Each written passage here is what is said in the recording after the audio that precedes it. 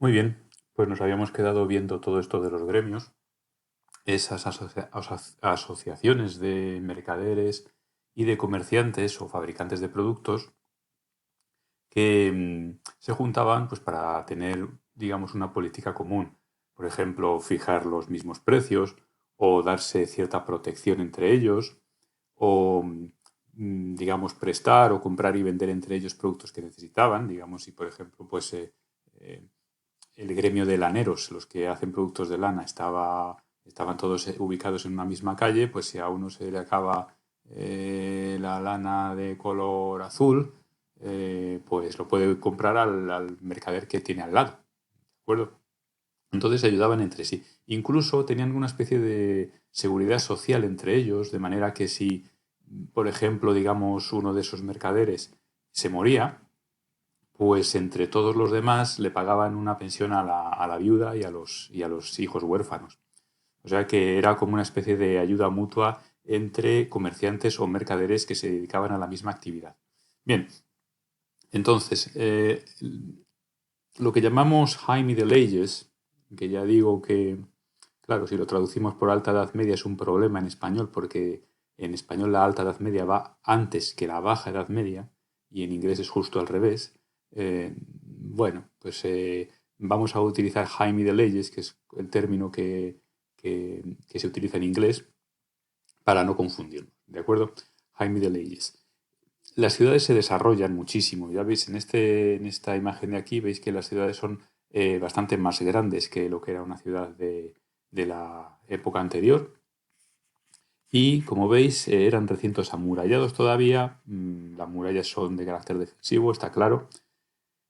Y en el centro de la ciudad se alzaba la catedral. La catedral gótica son catedrales grandísimas. Si alguno habéis ido a Toledo, pues habréis visto la catedral enorme. Si habéis ido a León, también hay una catedral grandísima, góticas las dos, y también hay otra catedral gótica en Burgos, también de tamaño descomunal. O sea que solían estar ubicadas en el centro y eran, digamos, la parte más destacada de la ciudad y la parte más impresionante. Y alrededor, pues el resto de los vecinos, los talleres, los ayuntamientos, etcétera. Y ya digo, estas ciudades se desarrollan mucho a partir de la actividad comercial. Si bien la agricultura seguía siendo muy importante para la economía y para la vida de la ciudad, el comercio cada vez adquiere mayor importancia. Cada vez hay más gente que se dedica al comercio y que gana un buen dinero y que progresa socialmente. Esta gente que se dedica al comercio, ya lo hemos dicho antes, son los que se llaman burgueses, la burguesía de bourgeoisie. Eh, que será es el principio de su éxito social. Es una clase social pues que va a adquirir con el tiempo más y más importancia y hasta el día de hoy. Es decir, hoy en día la gente más rica del mundo no son reyes y marqueses y duques. Habrá algunos que sí sean muy ricos, pero en general la gente más rica del mundo son hombres de negocios. Son grandes empresarios como el dueño de Amazon, como los dueños de Zara o del Banco de Santander. Es decir, gente que se dedica a los negocios, más que la nobleza o la monarquía, como era hasta entonces, hasta la mitad de la Edad Media. Entonces, lo que quiero decir es que esta burguesía es una clase social que aparece ahora, que se empieza a enriquecer con los negocios y cuya progresión sigue hasta el día de hoy. Hasta el día de hoy, es decir, toda esta gente que son empresarios de éxito y tal, no dejan de pertenecer a la burguesía. Bien, sigamos un poco más. En cuanto al gobierno de la ciudad, esta misma burguesía empieza a entrar en política. Es decir, si antes la política siempre era cosa de la nobleza o del rey y del high clergy, el alto clero, obispos y demás eran los que hacían y deshacían en política, la burguesía, que es una clase cada vez más poderosa, cada vez más adinerada, empieza a entrar también en política. Y se empiezan a organizar los pueblos y las ciudades como lo que llamamos comunas. y se organizan en comunas porque no quieren depender ya tanto de los nobles. Los nobles además siempre ponían impuestos muy altos, ya sabéis que eran, los llamábamos las clases privilegiadas, ¿no? Porque no tenían que pagar impuestos, nobleza y clero en el tema anterior. Bueno, pues como la burguesía está harta de pagarle tantos impuestos a la nobleza y de recibir muy poco a cambio, decide establecerse por su propia cuenta, fundar nuevas ciudades, etcétera. Estas ciudades se llaman burgos, porque son ocupadas por burgueses, ¿vale? Y, y el alcalde, que tampoco es ya un noble ni es alguien del alto clero ni nada, es simplemente vamos, lo que conocemos hoy como alcalde. Entonces, como ya digo, las ciudades se llamaban burgos, el alcalde recibía el nombre de burgomaestre, el burgomaestre de la ciudad. En inglés lo decimos el burgomaster, el burgomaster. Y trabajaba en el ayuntamiento o city hall. Entonces, si echamos un vistazo a este cuadro de aquí, es de Ambrogio Lorenzetti, es del siglo XIV. Bueno, se llama Los efectos de un buen gobierno. Los efectos de un buen gobierno. Y esto es muy importante, ¿eh? O sea, este cuadro a lo mejor lo ves y no te llama mucho la atención, pero es importante. ¿Por qué? Porque mm, hasta esta época nadie se le hubiera ocurrido hacer un cuadro como este. ¿Y por qué? Pues por varias cosas. Uno, porque es una ciudad. O sea, lo que aparece aquí es una ciudad, no es un castillo, no es un fiefdom, no es un feudo, no es la curia regis, no es un rey, no son los obispos, no son los nobles, es una ciudad y ciudadanos. ¿De acuerdo? Esto no era tan común, o sea, no era común representar esto en el arte. ¿Por qué lo representan ahora? Pues porque es la época en la que aparece, en la que surge y en la que empieza a desarrollarse y la ciudad es como algo nuevo. Es decir, las ciudades que todos vivimos en una y nos parece que han estado ahí toda la vida, pues no. El desarrollo de la vida ciudadana, del comercio, fijaos, comerciantes, gente que trae los productos, eh, cómo llevan las cosas en los burros, entran en los mercados, hacen sus negocios, etcétera. Por aquí lo mismo, gente que va y viene, trabajando, talleres, más talleres por aquí.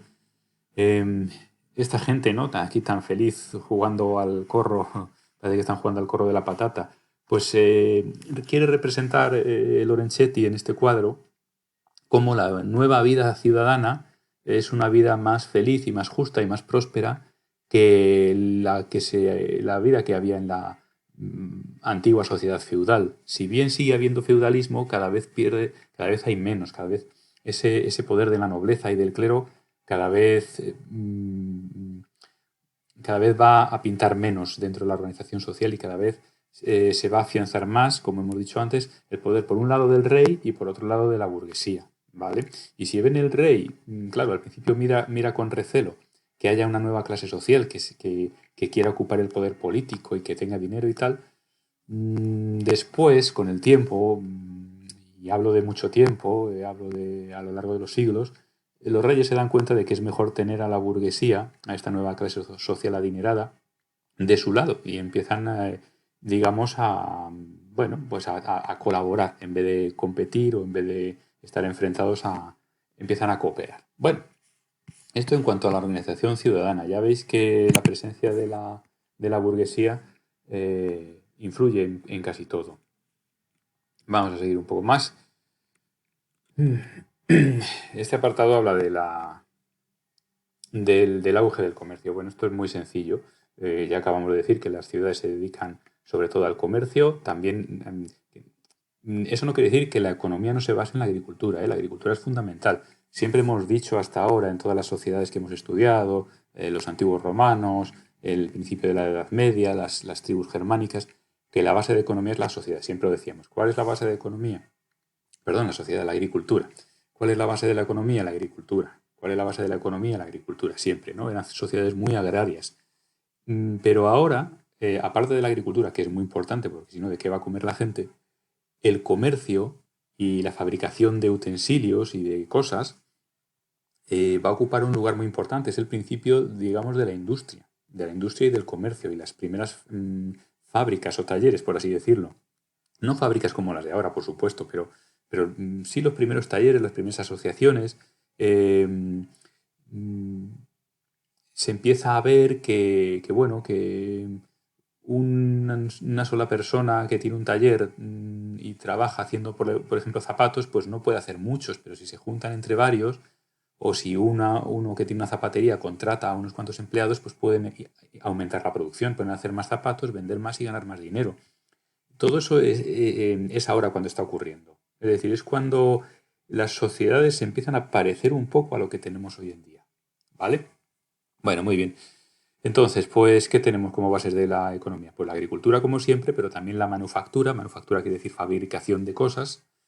Y el comercio, por supuesto. Y luego también la minería. La minería es importante porque bueno, se descubren nuevas minas de plata y entonces eso significa también abundancia de metales preciosos y más dinero. Y sobre todo más dinero en los gobiernos. Los gobiernos pueden tener, digamos, unos cimientos más fuertes, una economía más fuerte, y cuando la economía es fuerte, pues la gente tiene más fácil hacer negocios con, digamos, con cierta tranquilidad, sin tanta incertidumbre. Si el país está en la ruina, pues ¿quién va a querer hacer negocios, ¿no? Bien, vamos a ver un mapa, que es el mapa del comercio en el siglo XIII, en los años de 1200 a 1299, eso es lo que sería el siglo XIII. Aquí se ve muy bien, aunque este cuadrito de aquí me ha fastidiado, porque no se ve el Imperio Bizantino, que también tenía un comercio muy importante. Pero bueno, no lo podemos imaginar. A ver, aquí se ven, fijaos, los puntos morados, aquí lo dice Major Commercial Center. Eso quiere decir centros comerciales más importantes. ¿Cuáles son? ¿Cuáles son? Pues estas ciudades italianas del norte de Italia fueron importantísimas, tenían muchísimo comercio. Es prácticamente donde empieza el capitalismo. La ciudad de Florencia, la ciudad de Pisa, la ciudad de Venecia, importantísima. Venecia ocupaba un espacio mucho más grande que el que tiene ahora, ¿vale? Venecia, la República de Venecia, porque además eran países independientes, lo llamaban ciudades-estados, eran, sí, como pequeños países independientes. Es decir, Italia, como la entendemos hoy, no existía. Pues Venecia tenía una extensión grandísima, la República de Venecia llegaba hasta lo que hoy es Croacia. Y bueno, vivían a base del comercio. Barcos entrando y saliendo de Venecia todo el día, sin parar. De Pisa, de Génova, de Florencia, salía también muchísimas redes comerciales. Bueno, o sea que el norte de Italia era una zona muy rica y muy próspera. Y de hecho, ya lo veremos esto en temas siguientes, pero es que eh, el Renacimiento empieza en el norte de Italia y empieza ahí porque son ciudades prósperas y con dinero. El Renacimiento es la siguiente época que viene después de la Edad Media. Y tienen esas obras de arte tan maravillosas como el David de Miguel Ángel o como las obras de Leonardo da Vinci em, o la arquitectura de Brunelleschi, ¿no? Las iglesias estas como Santa María dei Fiori y tal. Toda esa grandiosidad no sale de la nada, sale porque tienen dinero. Y el dinero lo empiezan a hacer en esta época, ¿vale? Entonces, estas ciudades del norte de Italia importantísimas y otras del norte de Europa también muy importantes, como Gante, como Brujas, aunque aquí no aparece, pero también muy importante, también París, aunque es una ciudad interior, no tiene costa, pero bueno, tiene un río navegable. Pues son ciudades donde digamos, el comercio se convierte en una de las actividades principales y hace a la gente, y hace que la población viva mejor y tenga más dinero. Y por eso son al final las grandes ciudades que son ahora, ¿eh? Porque París pues, es una gran ciudad, Gante, bueno, dentro de lo que es Bélgica, que es un país pequeño, es una gran ciudad, Milán es una gran ciudad comercial, etcétera. Y estos son las redes por donde se movían, sobre todo por el Mediterráneo y por el Atlántico con otros países de Europa. También, muy importante, con el mundo árabe, con el mundo musulmán. Las guerras contra los musulmanes pues, se han calmado un poco, salvo en España, salvo en la península ibérica, y empiezan a comerciar con ellos. Ya no hay tanta animadversión, ya no hay tanta enemistad y empiezan a comerciar. También con el Imperio Bizantino que estaría aquí detrás de este cuadro, también comercian mucho, incluso con el extremo oriente o con el Medio Oriente. Bueno, pues esto en cuanto al comercio. Y lo siguiente que vamos a ver es la organización de la sociedad. Yo recomiendo ver todos estos vídeos que he puesto en la página porque lo explican muy bien. Todo esto que estoy yo diciendo lo explican muy bien. Bueno, ya con la sociedad y la vida cotidiana vamos a seguir, pero en el próximo vídeo.